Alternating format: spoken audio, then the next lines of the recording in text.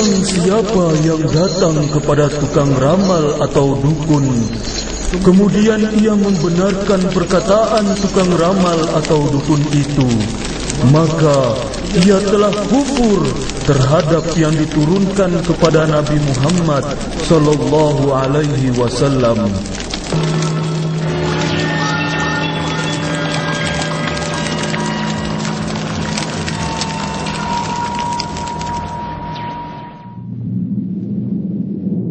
أعوذ بالله السميع العليم من الشيطان الرجيم من همزه ونفخه ونفثه بسم الله الرحمن الرحيم الله لا إله إلا هو الحي القيوم لا تأخذه سنة ولا نوم له ما في السماوات وما في الأرض من ذا الذي يشفع عنده إلا بإذنه يعلم ما بين أيديهم وما خلفهم ولا يحيطون بشيء من علمه إلا بما شاء وسع كرسيه السماوات والأرض ولا يؤوده حفظهما وهو العلي العظيم.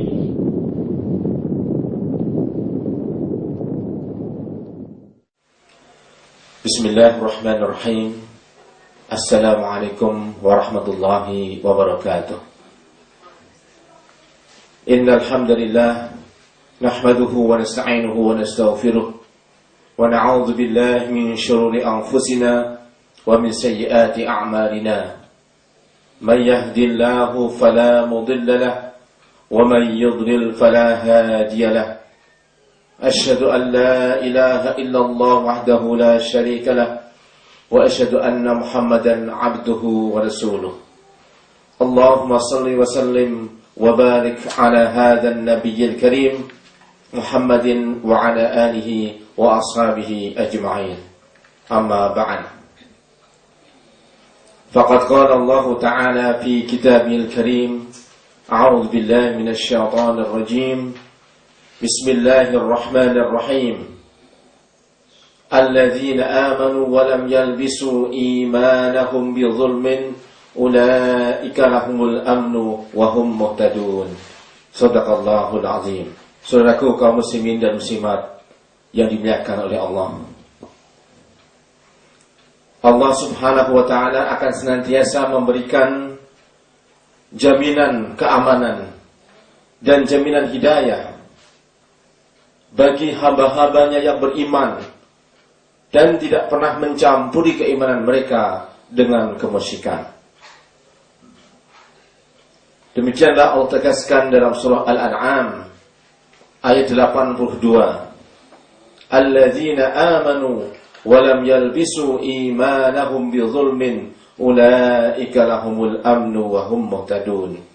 Orang-orang yang beriman dan tidak mencampuri keimanan mereka dengan kezaliman, maka mereka itulah orang-orang yang mendapatkan jaminan keamanan, dan mereka itulah orang-orang yang mendapatkan jaminan hidayah. Dalam hadis yang lain disebutkan, man ata arrafan aw kahinan fasaddaqahu bima yaqul faqad kafara bima unzila ala Muhammadin sallallahu alaihi wasallam. Barang siapa yang datang kepada arraf, tukang ramal, al-kahinan atau seorang dukun, fasaddaqahu bima yaqul, kemudian dia membenarkan terhadap apa yang dikatakan oleh sang dukun itu ataupun tukang ramal itu, faqad kafara, maka sungguh dia telah kafir, telah kufur, ingkar bima unzila ala Muhammadin sallallahu alaihi wasallam, terhadap apa yang diturunkan kepada Muhammad sallallahu alaihi wasallam. Maka oleh sebab itu perdukunan haruslah kita perangi. Kita harus berusaha dengan seluruh tenaga kita, dengan seluruh potensi kita yang kita miliki untuk memberantas perdukunan. Saudaraku seiman dan seislam yang dimuliakan oleh Allah Subhanahu wa taala. Pada dasarnya pekerjaan dukun itu tidaklah jauh dari 3 hal ini, yaitu ar-ruqa, mantra-mantra, jimat, dan guna-guna ataupun sejenis sihir. Rasulullah SAW bersabda, innar ruqa wat tamaima wat tiwalata syirkun. Sesungguhnya mantra-mantra, wat tamaima, jamak dari tamimah, yaitu jimat, rajah, wifik, haikal, dan sejenisnya itu.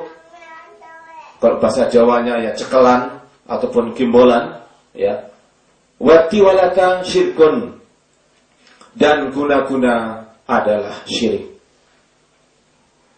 Maka dimanapun orang yang mengajarkan mantra-mantra, memberikan azimat ataupun jimat, raja dan sejenisnya, sebuah benda yang diyakini punya kekuatan gaib untuk penglarisan dagangan ataupun untuk menambah kecantikan ataukah menambah kewibawaan ataupun agar dicintai oleh orang lain ataupun agar dirinya kebal terhadap senjata tajam ataupun terhadap pukulan lawan ataupun kebal senjata api, maka itu adalah bentuk tamimah yang diharamkan dalam Islam. Termasuk juga watiwalah, guna-guna seorang istri biar dicintai oleh suaminya, maka dia datang kepada seorang dukun agar diberi guna-guna ataupun misalnya susuk dan sejenisnya agar cinta suaminya itu tidak akan pindah kepada wanita lain, maka itu termasuk tiwalah yang membawa dosa syirik. Demikian Imam Abu Dawud dan Imam Ahmad meriwayatkan dalam hadis sahihnya. Saudaraku seiman dan seislam yang dimuliakan oleh Allah Subhanahu wa ta'ala, sebetulnya dukun-dukun itu dalam Islam tidak ada harganya, tidak ada nilainya. Mereka itu adalah manusia-manusia yang terhina, karena mereka adalah awliya'us syaitan, kekasih-kekasih syaitan yang sengaja dipilih oleh iblis untuk diberi ilmu-ilmu yang mereka serap selama ini dengan mencuri pendengaran dari langit dan sejenisnya. Imam Al-Bukhari rahimahullah meriwayatkan dari Aisyah radhiyallahu anha, sa'ala nasun an-nabiyya sallallahu alaihi wasallam 'anil kuhan. Ada banyak orang, yaitu para sahabat, bertanya kepada Nabi sallallahu alaihi wasallam tentang para kuhan, para dukun. Faqal, maka beliau bersabda, innahum laisu bisyai, sesungguhnya mereka itu tidak ada apa-apanya. Qalu ya Rasulullah, mereka bertanya, wahai Rasulullah, innahum yuhadditsuna bisyai yakun haqqan, sesungguhnya mereka itu terkadang mengatakan sesuatu yang benar. Faqala an-nabiy sallallahu alaihi wasallam, maka Nabi sallallahu alaihi wasallam bersabda, tilkal kalimatu minal haqq yakhtifuhal jinniyu fayuqarqiruha fi udhuni waliyhi kaqarqarati dajjaj fayakhlituna ma'aha aktsara min mi'ati kadhibah.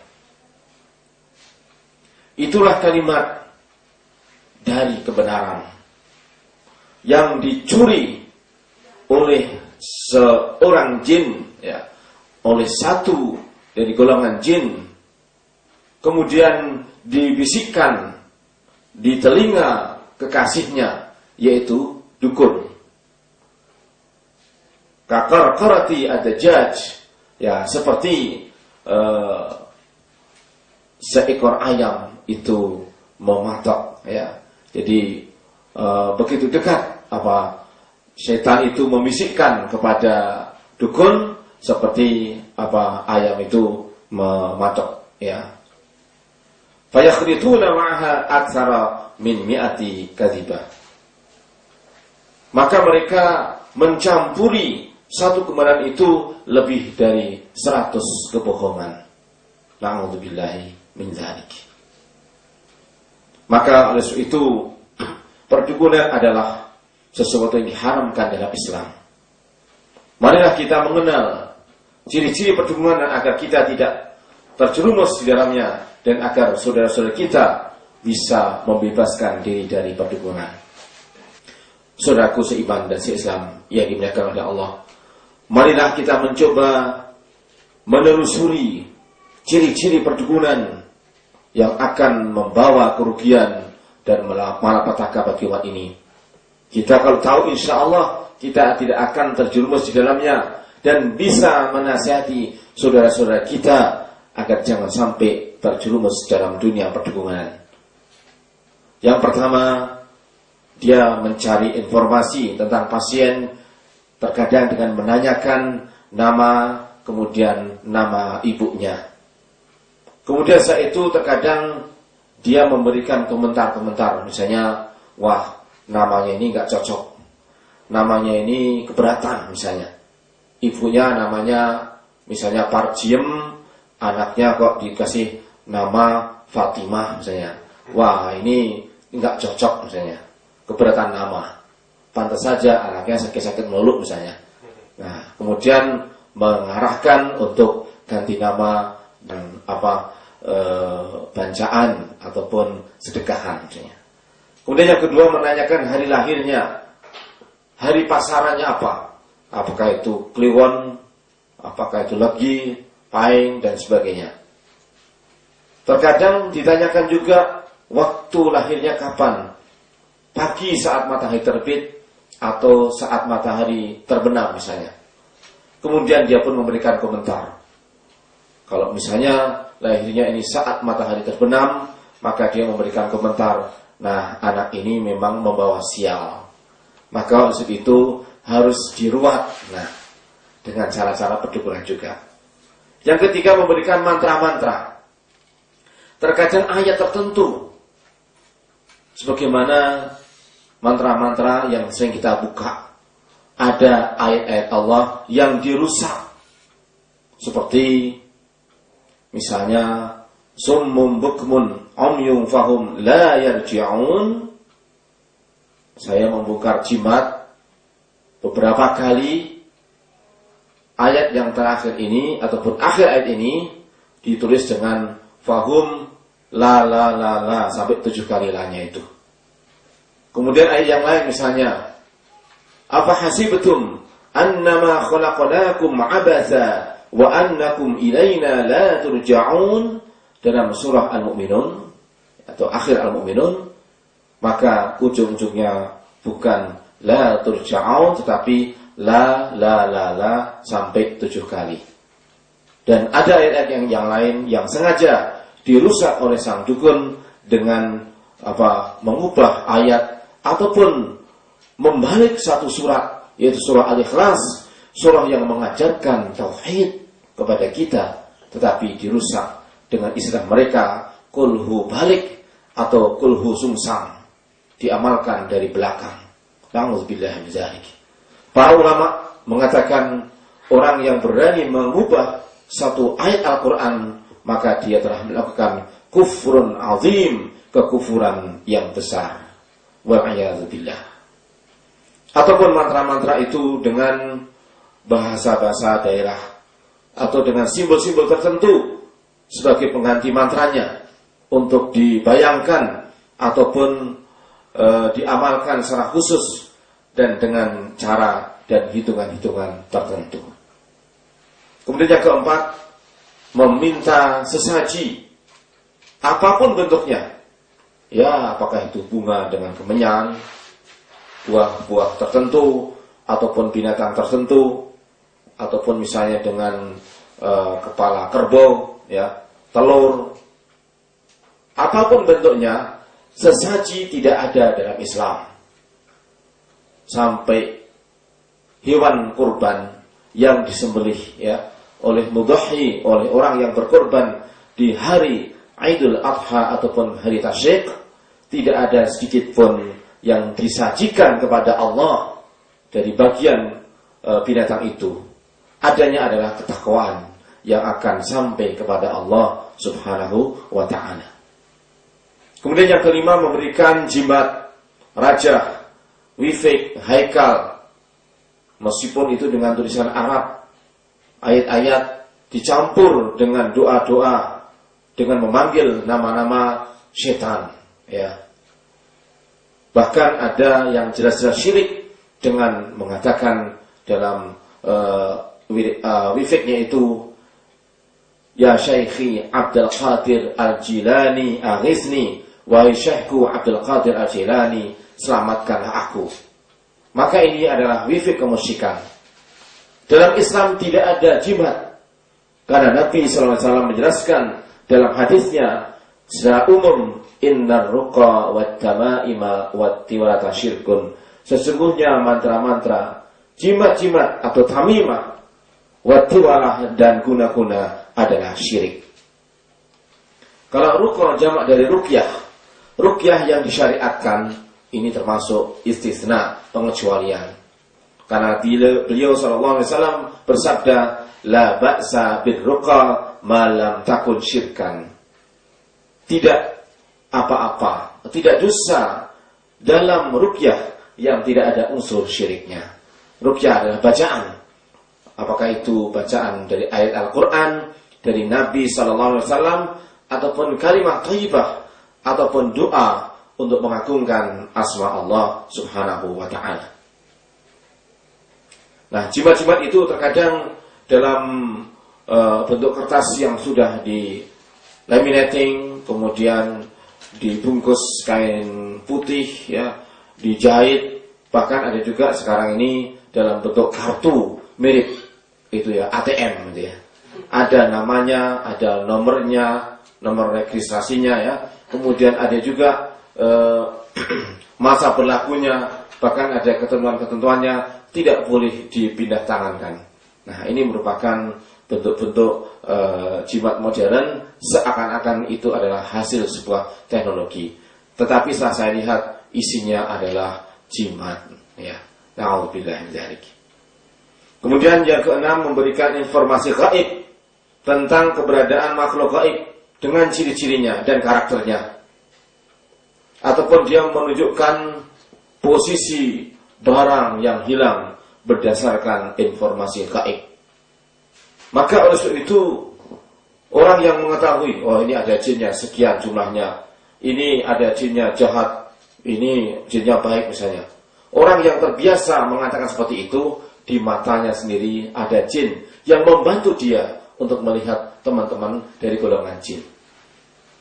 Kalau kepekaan ada di tangan, maka jin berada di tangan. Kalau kepekaan di hati, maka hatinya sendiri ada jin yang membisikkan, di situ ada teman saya, di situ ada musuh saya. Ya. Terus terang, kami orang-orang yang biasa meruqyah tidak pernah melihat jin-jin seperti itu, karena kami terbiasa berlindung kepada Allah Subhanahu wa ta'ala, sehingga mereka pun tidak berani menampakkan. Ya. Kalau jin berani menampakkan dan selalu bisa tampak, lah itu memang temannya. Ya. Kemudian yang ketujuh, menunjukkan bahwa dirinya punya kekuatan gaib, mengaku itu bantuan malaikat ataupun khodam dari ayat ini langsung turun, ya, dari langit ketujuh misalnya, ataupun khodam dari isim ini, malaikat ini namanya. Na'udzubillah min dzalik, ya. Bahkan mantra-mantra terkadang menyebutkan malaikat-malaikat itu diberi nama-nama yang aneh-aneh, ya. Tetapi itu semuanya tidak berdasarkan sumber yang jelas, ataupun dari Al-Quran atau dari As-Sunnah. Ada juga yang mengaku ini memang bantuan jin, khodam dari golongan jin. Ada yang merasa ini punya kekuatan gaib, kekuatan tenaga dalam secara alamiah. Ini adalah ilmu kebatinan, ini adalah ilmu metafisika. Ini adalah kemampuan untuk mentransfer energi positif untuk menghilangkan energi yang negatif. Maka itu semuanya kenyataannya adalah sebuah perdukunan yang dikemas dalam kemasan-kemasan yang ilmiah. Na'udzubillahi min dzalik.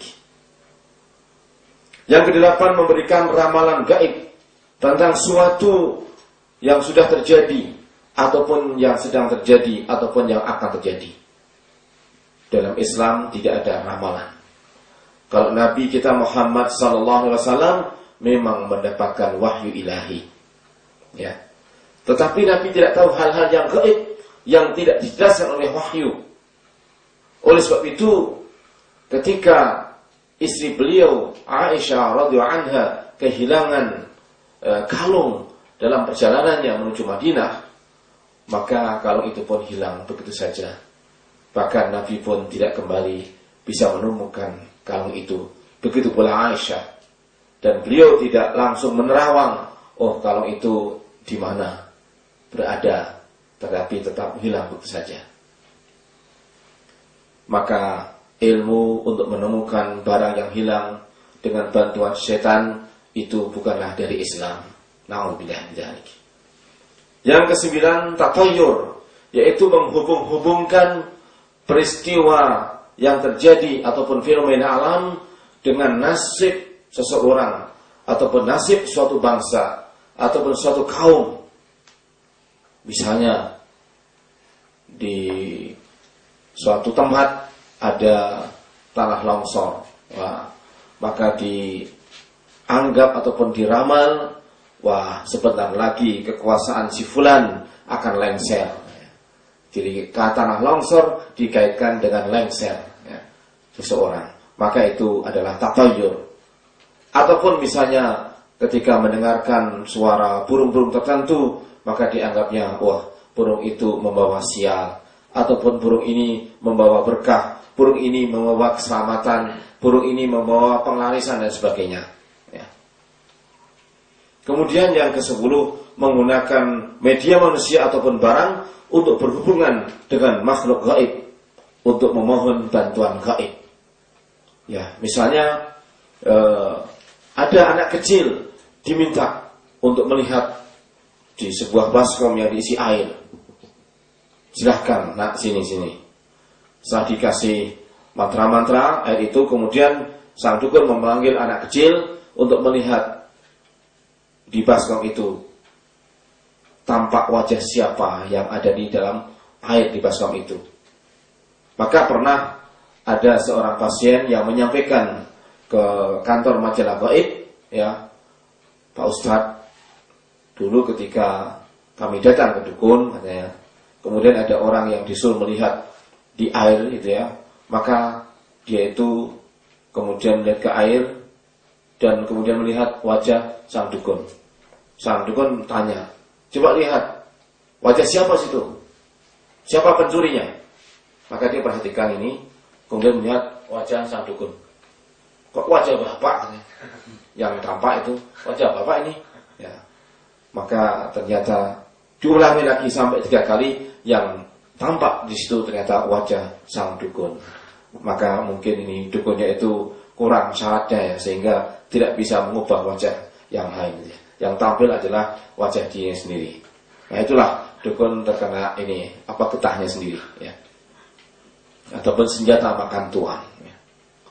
Kemudian memberikan amalan bid'ah untuk mendekatkan diri kepada Allah.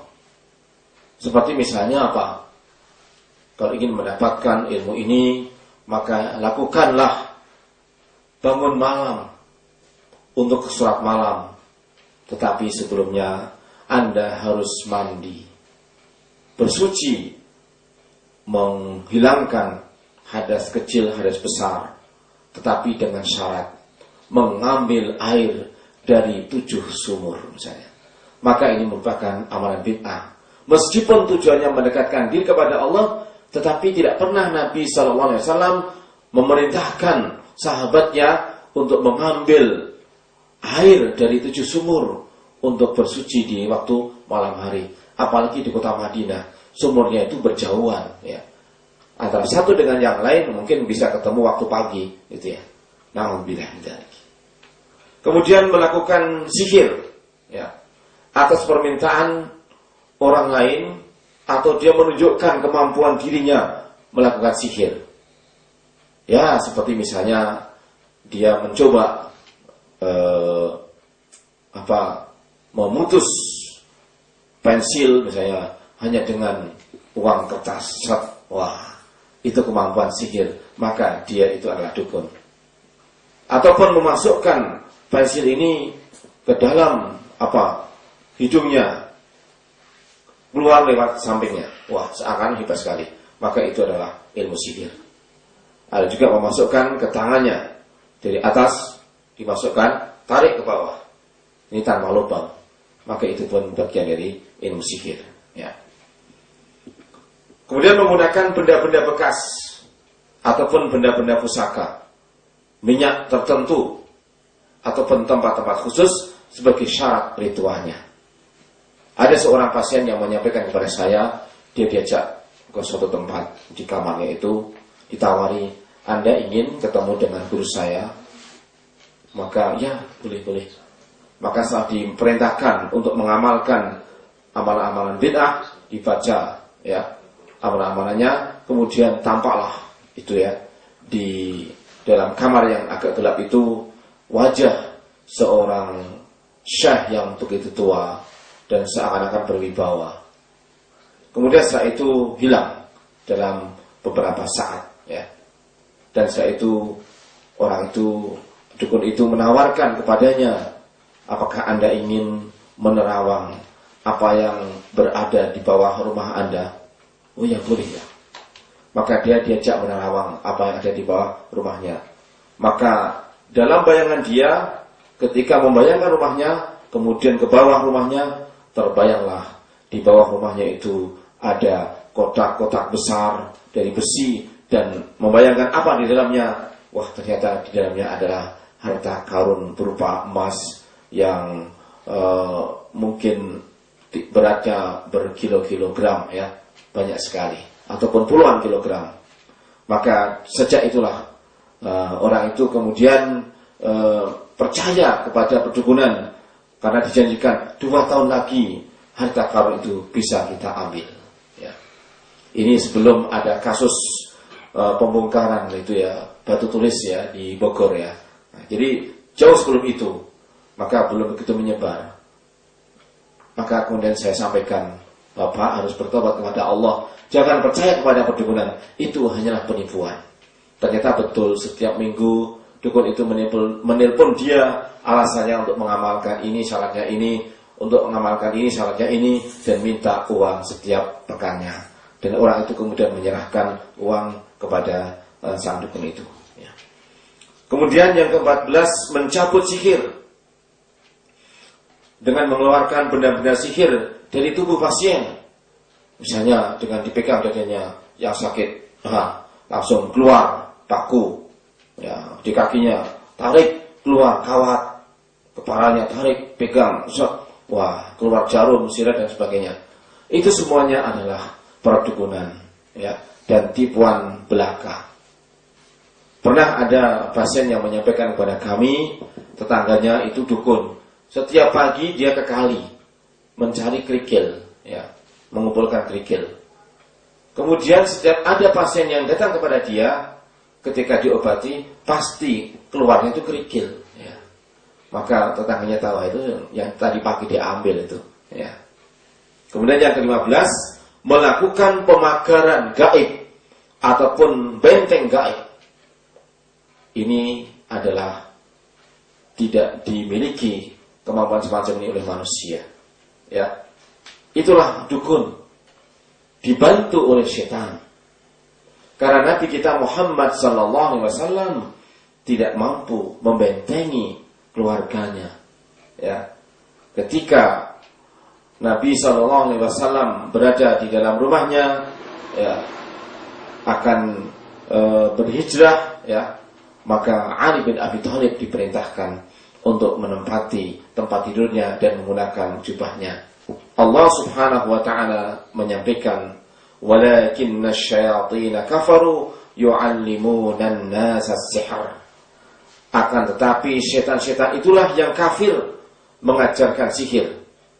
Mereka selalu mengajarkan sihir kepada manusia. Proses untuk masuknya ilmu sihir itu terkadang macam-macam. Banyak yang tidak menyadari proses masuknya ilmu sihir.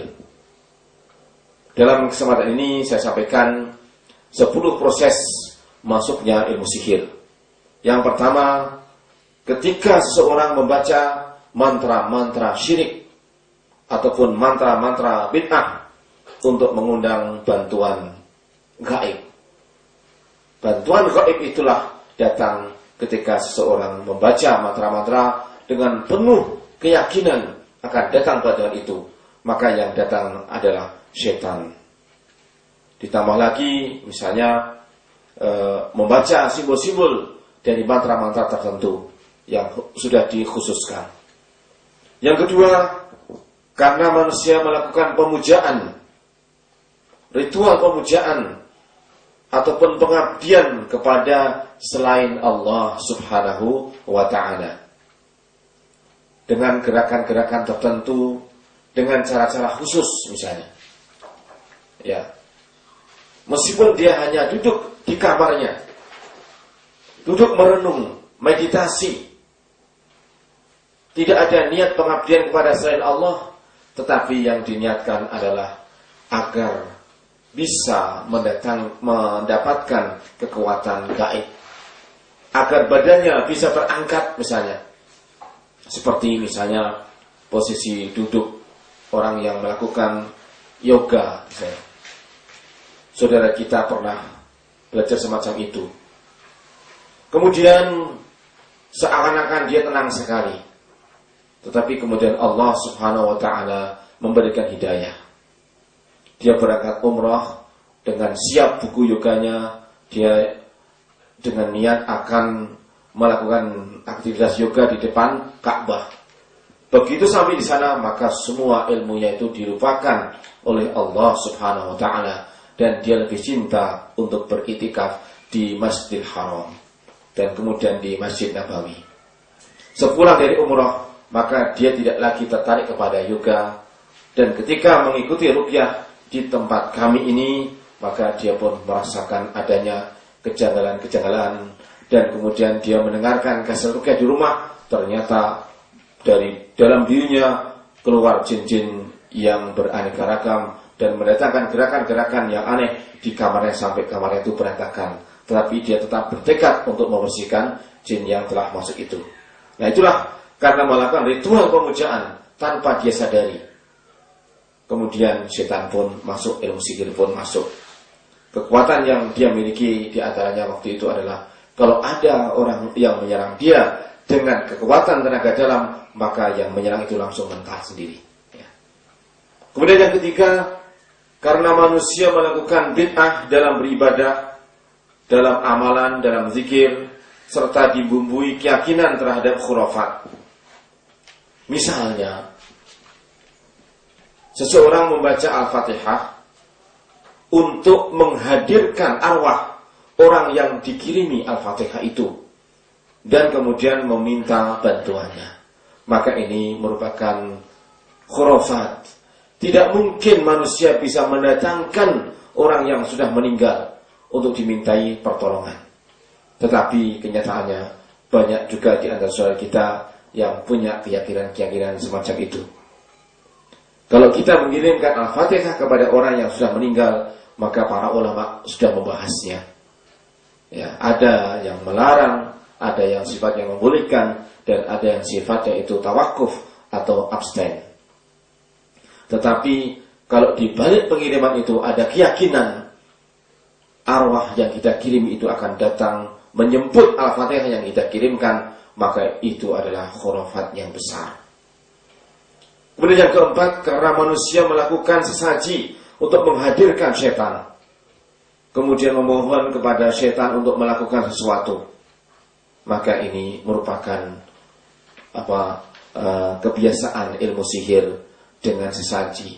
Apalagi seseorang yang sesaji di hadapan tombak, di hadapan keris yang dianggapnya itu punya kekuatan gaib, ya, dan dia menginginkan agar si fulan bin fulan itu celaka, maka setan pun akan mengabulkan keinginannya itu.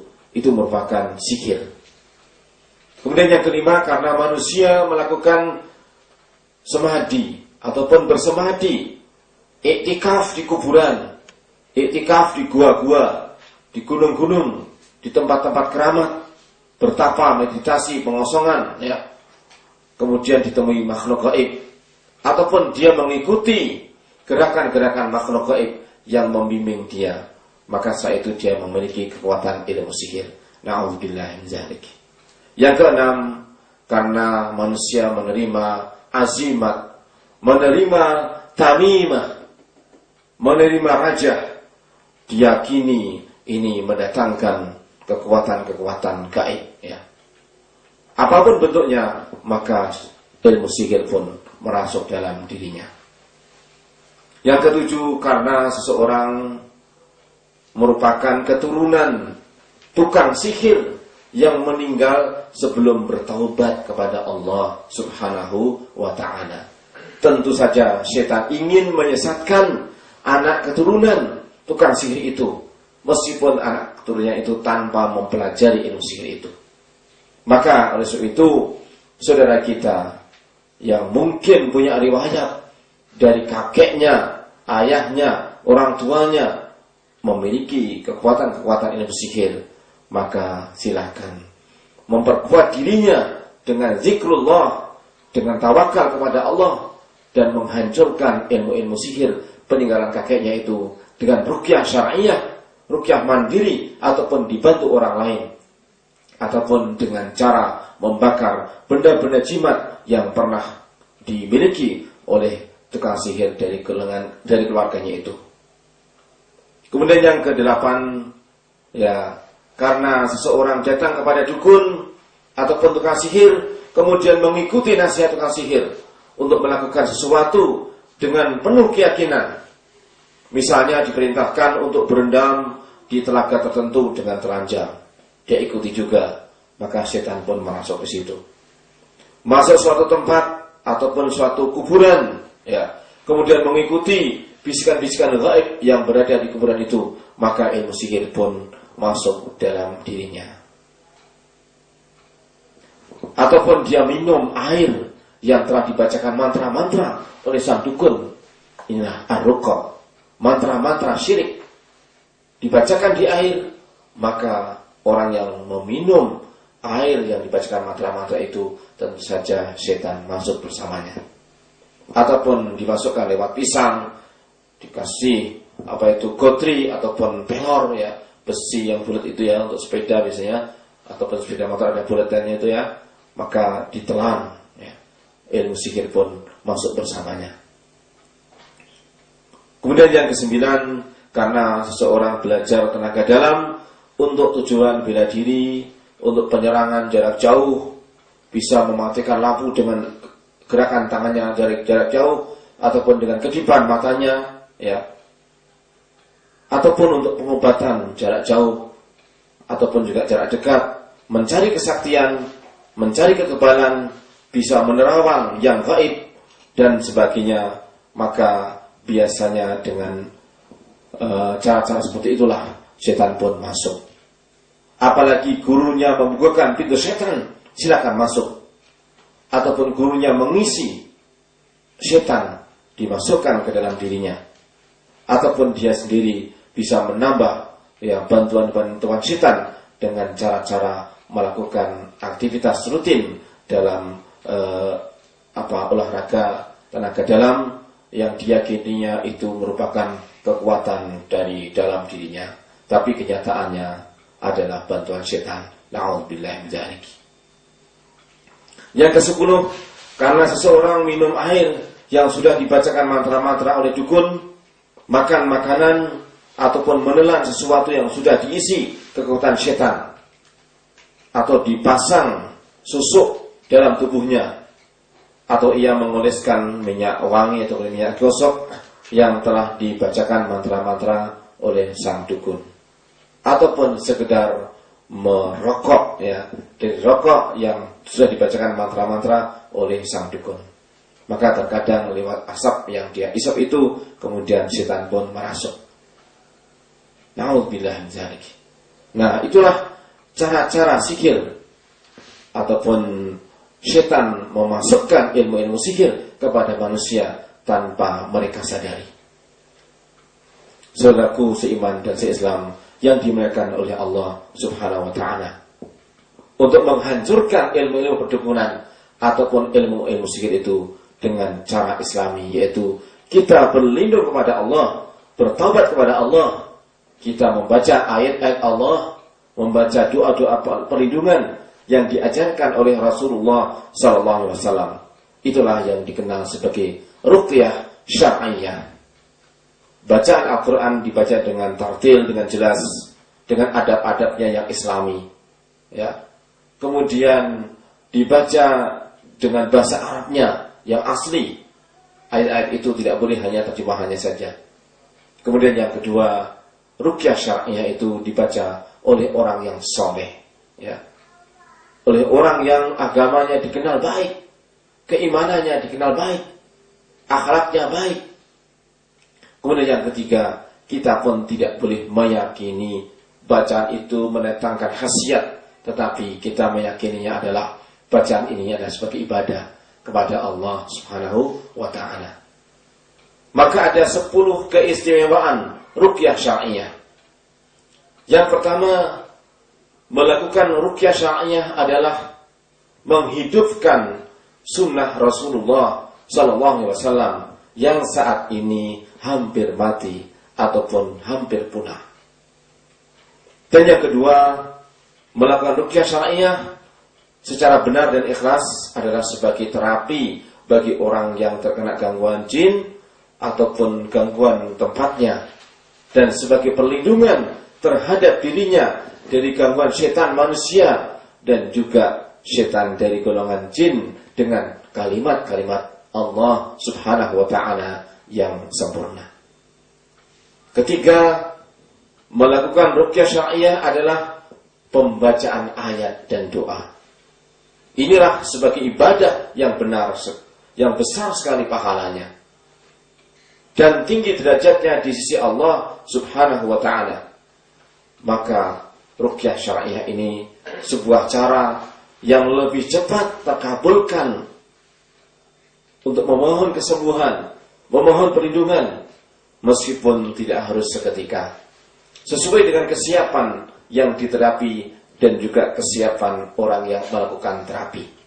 Yang keempat, melakukan ruqyah syar'iyah adalah bukti pengaduan seorang hamba yang lemah kepada Allah Subhanahu wa ta'ala yang maha luhur, maha agung, maha perkasa, maha bijaksana, Rabbul Alamin, penguasa seluruh jagat raya. Dan inilah sebagai hakikat ta'abbud kita kepada Allah Ta'ala. Yang kelima, melakukan ruqyah syar'iyah bagi orang yang terbebas dari gangguan jin ataupun sihir adalah sarana untuk menguatkan benteng keimanan dan sekaligus sebagai refreshing rohani. Dan inilah suatu ketenangan, tumakninah dalam zikir, tumakninah dalam membaca Al-Quran, tumakninah dalam tawakal, tumakninah dalam berdoa. Itu semuanya merupakan nikmat yang sangat besar. Kemudian ruqyah syar'iyah sangat bermanfaat untuk orang yang sakit secara medis, sakit kejiwaan, penyakit mental, dan juga pembentengan diri dari gangguan jin dan syaitan. Terapi gangguan jin juga sangat efektif dengan ruqyah syar'iyah. Begitu pula terapi serangan sihir ataupun menghancurkan ilmu-ilmu sihir yang pernah dia pelajarinya dengan ruqyah syar'iyah. Tidak mungkin dengan cara-cara yang lain. Ada orang yang mengatakan, wah, saya dulu pernah belajar ini, tapi saya udah gak pakai itu. Apakah ilmu sihir yang pernah dia pelajari itu akan hancur dan hilang begitu saja tanpa dihancurkan? Maka dalam kenyataannya ilmu sihir itu tetap merasuk dalam dirinya dan tetap bertahan. Dengan cara apa menghancurkan ilmu sihir itu? Dengan ruqyah syar'iyah. Ya. Maka jangan beranggapan enteng, biarin aja ntar juga sihirnya hilang sendiri. Tidak cepat hilang. Harus dihancurkan dengan mujahadah. Karena ketika seorang belajar ilmu sihir dengan mujahadah fi sabili syaitan, maka kita harus mujahadah fi sabilillah. Kemudian yang ketujuh, melakukan ruqyah syariah adalah jihad yang sangat besar peluang untuk mendapatkan hidayah dan inayah dari Allah Subhanahu wa ta'ala. Yang kedelapan, ruqyah syariah adalah alternatif terbaik yang diajarkan Islam untuk menggantikan praktek-praktek perdukunan yang sesat dan menyesatkan. Banyak sekali cara-cara perdukunan ditawarkan lewat media televisi. Menangkap setan, taruh di gelas misalnya, taruh di plastik misalnya, dibuang misalnya, dilarung ke sungai misalnya. Maka itu cara-cara perdukunan. Kemudian memindahkan penyakit misalnya ke ayam misalnya, ataupun ke buah-buahan, dianggapnya itu adalah terapi yang sesuai dengan syariat. Wallahi itu adalah sihir semata. Buktinya ada seorang yang hafal Al-Quranul Karim dari Sumatera Utara. Dia kuliah di Timur Tengah, kemudian dia menyampaikan, saya punya kemampuan untuk memindahkan penyakit kepada binatang ataupun buah-buahan. Tetapi ini bukan dari Al-Quran yang selama ini saya hafal. Justru hafalan saya terganggu dengan ilmu yang satu ini. Maka akhirnya dia bertobat kepada Allah Subhanahu wa ta'ala dan minta diruqyah sampai berkali-kali. Akhirnya setan pun keluar dan dia tidak lagi punya kemampuan memindahkan penyakit kepada binatang ataupun kepada buah-buahan. Nah, inilah yang saya dengar dari pengakuan seorang mahasiswa ketika di Madinah Al-Munawwarah. Kemudian yang ke-9, ruqyah syariah adalah wasilah ataupun sarana dakwah yang sangat efektif untuk menembus seluruh wilayah dakwah di semua kalangan dan lapisan masyarakat yang sangat luas. Ya, inilah karena ruqyah syariah ini merupakan dakwah yang luas. Setiap orang akan tertarik dengan pembicaraan masalah ini, karena ini adalah masalah keimanan. Menghancurkan kemusyrikan dan menggantikan kemusyrikan dengan keimanan yang bersih, terbebas dari cara-cara yang syirik dalam menghadapi gangguan-gangguan gaib.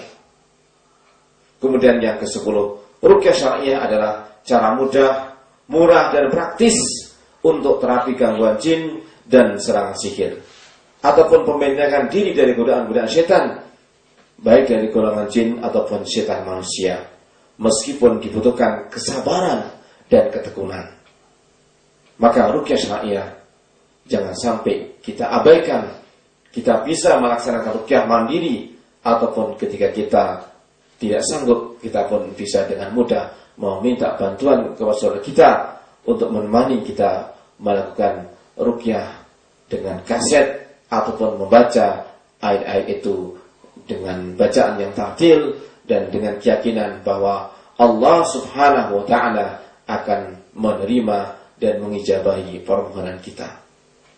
Saudaraku seiman dan seislam dan yang dimuliakan oleh Allah Subhanahu wa ta'ala, inilah permasalahan utama yang kita kaji pada kesempatan yang mulia ini. Mudah-mudahan Allah senantiasa menjadikan kita sebagai orang-orang yang mendengarkan kebenaran, kemudian mengikuti kebenaran itu dengan sebenar-benarnya dan sebaik-baiknya. Aqulu qouli hadza wa astaghfirullah li wa lakum wa lisa'il mu'minina wal mu'minat fastaghfiruhu innahu huwal ghafurur rahim. Wassalamu alaikum warahmatullahi wabarakatuh.